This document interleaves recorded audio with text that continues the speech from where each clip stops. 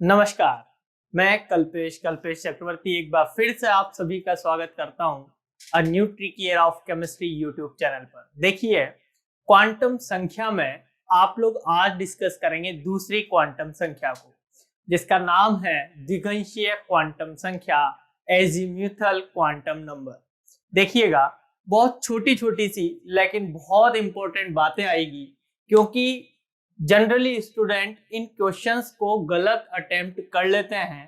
पर आप कोशिश कीजिएगा एक एक वर्ड, एक एक लाइन को सीखने की, ताकि आपके कोई भी कंपटीशन में इससे रिलेटेड एक भी क्वेश्चन गलत ना हो।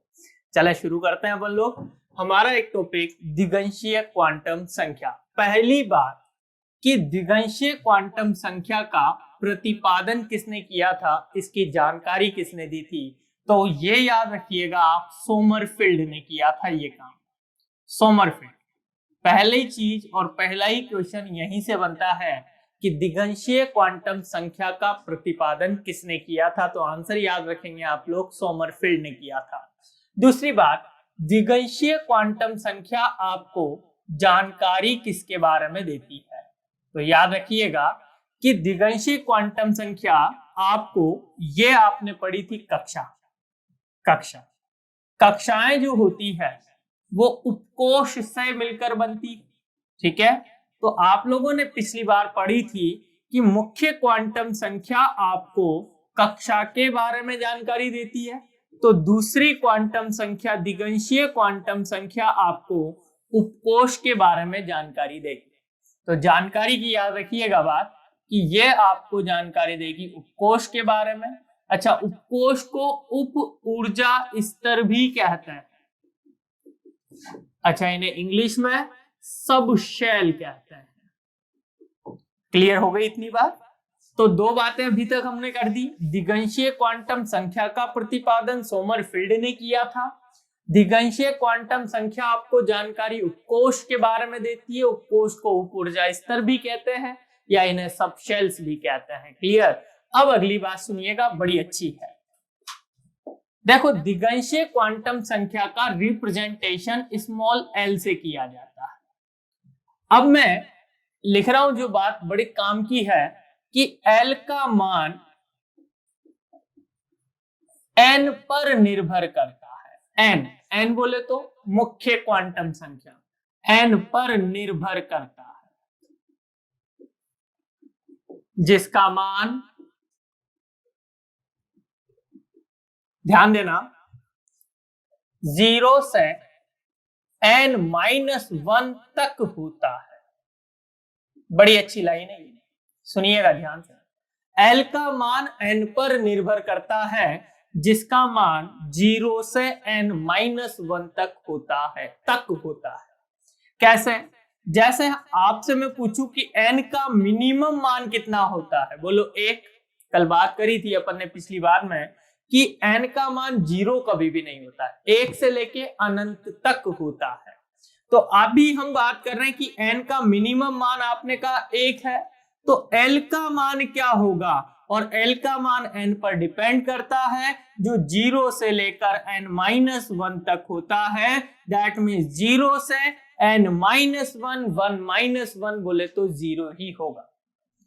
चलो, नहीं आई कोई बात नहीं है। n बराबर 2 के लिए चर्चा करता है। l के क्या क्या मान हो सकते हैं जो n पर डिपेंड करते हैं। 0 से n-1 बोले तो 1। फिर देखो, n बराबर 3 हो यदि, तो l का मान बोलो 0 से n-1, 0, 1 और 2, एंड द फाइनल वन, यदि n का मान 4 हो तो l के मान क्या क्या हो सकते हैं, तो 0 से n-1, तो 0 से n-1 3 तक, तो 0, 1, 2 और 3। बोलो, क्या मेरी बात समझ में आई? आनी चाहिए, बहुत अच्छी बात है। l का मान n पर डिपेंड करता है और जिसका मान 0 से लेकर n-1 तक होता है। क्लियर? अब देखो, l के मान के आधार पर उपकोष व उनकी आकृति या ज्यामिति बोल दूं का पता चलता। ध्यान देना बेटा, बहुत अच्छी बात है। एल का मान यदि आपको कोई बता दे तो आप उन्हें उपकोष बता सकते हैं, और जैसे ही आपको उपकोष पता लगता है उनकी आकृति या ज्यामिति तो आप जानते ही होंगे। जैसे एल का मान आपको पता लगेगा तो आपको उपकोष पता लगेंगे, उपकोष पता लगेंगे तो उनकी ज्यामिति आप बताएंगे। बहुत अच्छे से समझिएगा। जैसे एल का मिनिमम मान बोलो 0 ही होता है, ठीक है, 1 फिर 2 और फिर 3, कंटिन्यू। तो बोलो 0 होगा यदि एल का मान तो आपका उपकोष एस होगा, 1 होगा तो पी उपकोष, 2 होगा तो डी उपकोष, और 3 होगा तो एफ उपकोष। ध्यान रखिएगा स्मॉल लेटर में लिखे जाते हैं एस, पी, डी और एफ। इनका मीनिंग पता होना चाहिए। एस का मतलब तो शार्प से होता है, पी का मतलब प्रिंसिपल से होता है, डी का मतलब डिफ्यूज से होता है, और एफ का मतलब फंडामेंटल से होता है। ध्यान रखिएगा इनका फुल फॉर्म। एस का मीनिंग शार्प, पी का मतलब प्रिंसिपल, डी का मतलब डिफ्यूज और एफ का मतलब फंडामेंटल से होता है। अब इनकी ज्योमेट्री की बात करें, एस की ज्यामिति शायद आपको पता हो तो सममित गोलाकार होती है, सममित गोलाकार।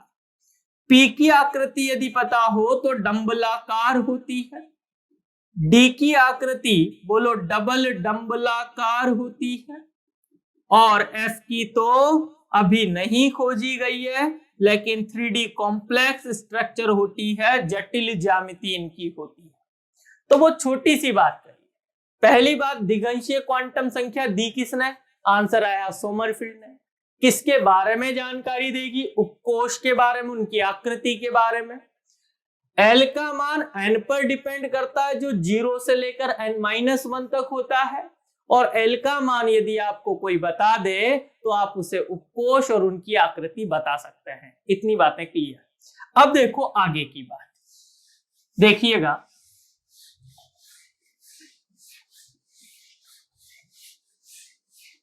बड़ी अच्छी लाइन है। किसी कक्षा में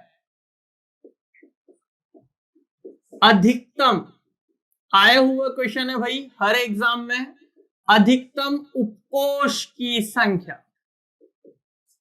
उपकोष की संख्या, किसी कक्षा में अधिकतम उपकोष की संख्या कितनी होती है? तो आप उसे आंसर दीजिएगा कि n के बराबर होती है। मतलब सर देखो, आप कक्षा के लिए आप n की वैल्यू बताने लग जाएंगे, n की वैल्यू पता लग जाए तो आप l की वैल्यू बता ही देते हैं, और l पता लग जाए तो आप क्या उपकोष नहीं बता पाएंगे? 100% बता पाएंगे।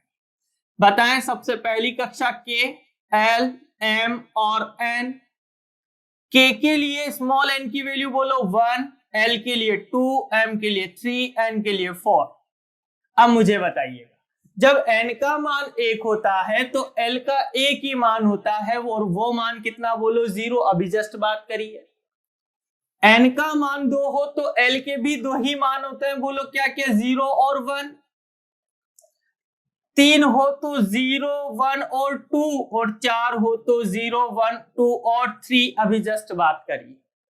अब बताएं, जब L का मान 0 होगा तो उपकोष आपके पास बोलो S होगा, 0 होगा तो S होगा, 1 होगा तो P होगा, S भी होगा, P भी होगा, और अब तो D भी होगा। और यहां देखें S, P, D और F बोलो चारों ही होंगे। इतनी बात। तो अब आप देखिएगा, पहली कक्षा में अधिकतम उपकोष बोलो किसके बराबर? n के बराबर, एक ही उपकोष है। दूसरी कक्षा में बोलो अधिकतम उपकोष बोलो 2 है, बोलो n के बराबर। तीसरी में देखो बोलो 3 के बराबर। चौथी में देखो बोलो 4 के बराबर। समझ में आई मेरी बात? तो किसी भी कक्षा में अधिकतम उपकोष निकालने हैं आपको तो बोलो किसके बराबर?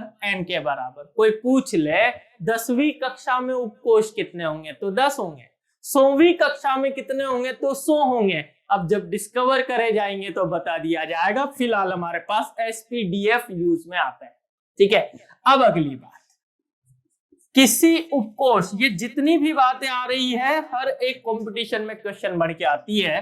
किसी उपकोष में, कोई सा भी उपकोष में अधिकतम इलेक्ट्रॉन कैलकुलेट करने हैं। अधिकतम इलेक्ट्रॉन, भाई ध्यान दीजिएगा, किसी उपकोष में पूछ रहा हूं। मुख्य क्वांटम संख्या जब पढ़ी थी तो उसमें कहा था किसी कक्षा में अधिकतम इलेक्ट्रॉन 2n स्क्वायर होते थे। आज बात कर रहे हो किसी उपकोष में अधिकतम इलेक्ट्रॉन, तो फॉर्मूला होता है 2 × 2l+1, लेकिन ऑप्शन में आप लोगों को मिलेगा 4l+2। बोलो मिल सकता है? मल्टीप्लाई मैंने कर दिया है 2 से, कैलकुलेट कर लेंगे। तो देखिएगा आप लोग, उपकोष आपको पता है, उपकोष पता है तो उसके लिए L की वैल्यू निकाल लेंगे और फिर उसमें निकालेंगे आप लोग मैक्सिमम इलेक्ट्रॉन। लेट्स काउंट, बताइएगा। सबसे पहला उपकोष आपके पास S, फिर P, फिर D और फिर F। S के लिए L की वैल्यू बोलो 0, P के लिए बोलो 1, D के लिए बोलो 2, F के लिए बोलो 3। मैक्सिमम इलेक्ट्रॉन निकालने हैं किसी भी उपकोष में तो फॉर्मूला लगेगा, बोलो 4l+2 या 2 × 2l+1 लगा देते हैं। बोलो 4 × 0, 0+2 = 2 इलेक्ट्रॉन्स। 4 × 1, 4+2 = 6 इलेक्ट्रॉन। 4 × 2 बोलो 8+2 बोले तो 10 इलेक्ट्रॉन। 4 × 3 बोलो तो 12+2 = 14 electron. That means S, P, D और F में इलेक्ट्रॉन की संख्या 2, 6, 10 और 14 होती है। लेकिन ये नहीं पूछेगा आपसे, पूछेगा किसी उपकोष में अधिकतम इलेक्ट्रॉन कितने, तो आपका आंसर आना चाहिए 2 × 2l+1 या 4l+2। बोलो मेरी बात समझ में आई? तो बहुत छोटी छोटी सी बातें हैं, एक बार फटाफट से फास्ट ट्रैक पर रिवाइज करें। पहली बात, दिग्गंशीय क्वांटम संख्या दी किसने, तो आंसर आ रहा है सोमरफेल्ड ने। किसके बारे में जानकारी देती है आपको, तो आप आंसर दे रहे हो कोश के बारे में, उप ऊर्जा स्तर के बारे में, सबशेल्स के बारे में। अच्छा, L का मान किस पर डिपेंड करता है, N पर डिपेंड करता है, जिसकी वैल्यू 0 से लेकर n-1 तक होती है। N का मतलब आपको मुख्य क्वांटम संख्या में पढ़ाया गया है। फिर आप लोगों ने बात करी कि यदि आपको कोई L का मान दे दे तो आप उसके लिए उपकोष निकाल देंगे, और उपकोष निकालने के बाद उनकी ज्यामिति आपको पता है, S की सममित गोलाकार, P की डंबलाकार, D की डबल डंबलाकार और F की कोई पूछेगा नहीं, कॉम्प्लेक्स स्ट्रक्चर है।